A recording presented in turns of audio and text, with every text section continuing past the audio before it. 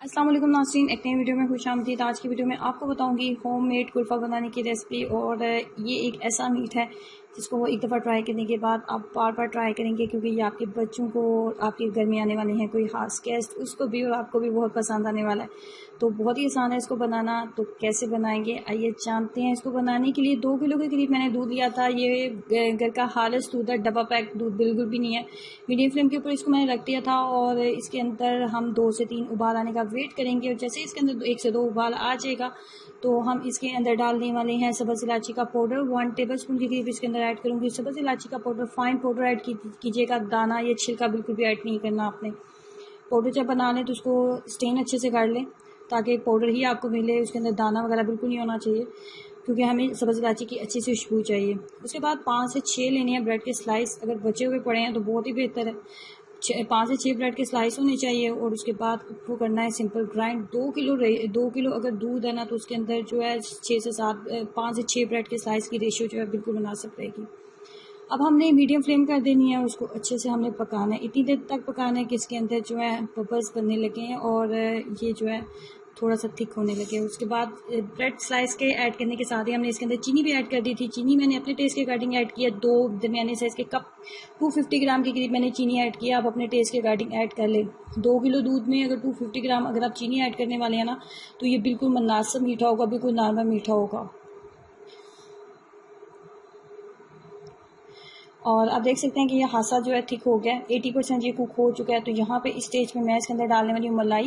मेरे पास ये घर में मैंने खुद इकट्ठी की हुई थी मलाई, 3 से 4 दिन की। मेरे पास 1 कप के करीब मलाई थी। अगर आपके पास घर में मलाई मौजूद नहीं है तो आप बाज़ार की भी मलाई ऐड कर सकते हैं। मलाई ज़रूर ऐड करें, इससे बहुत ही अच्छा सा क्रीमी सा टेस्ट आएगा।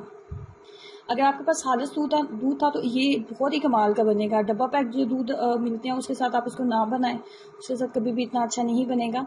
अगर आप डब्बे वाला दूध इस्तेमाल करने वाले हैं तो ओल्ड पर्स का आप इस्तेमाल करें, वो बेस्ट होता है। जब आपने मलाई ऐड किया तो उसी दौरान मैंने इसके अंदर बादाम और पिस्ता भी ऐड कर लिया था। आप देख रहे हैं कि थोड़ा सा पाउडर फॉर्म में भी है, थोड़ा मोटा मोटा भी है, तो आप भी इसी तरीके से डालें। और जब हम खाते हैं तो मुंह में जब इसका हल्का सा टेस्ट आता है ना बादाम का और पिस्ते का, तो बहुत ही मज़े का टेस्ट फील होता है।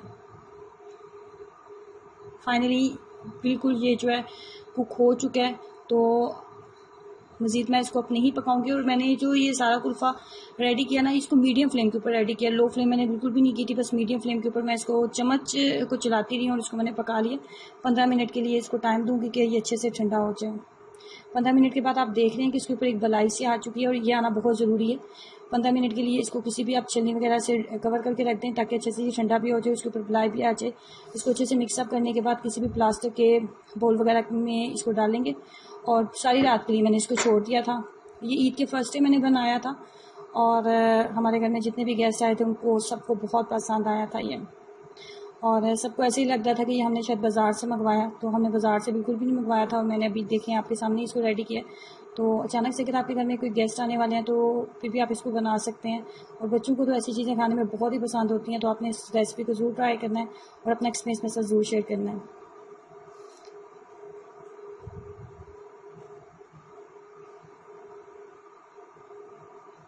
पिस्ते और बादाम के साथ मैंने इसको गार्निश किया था और ये देखने में जितना अच्छा लग रहा है ना, ट्रस्ट मी ये खाने में इससे कहीं ज़्यादा मज़े का बना था। तो ट्राई करें और अपना एक्सपीरियंस जरूर शेयर कीजिएगा। वीडियो को लाइक करना और चैनल को सब्सक्राइब करना मत भूलें। अल्लाह हाफिज़।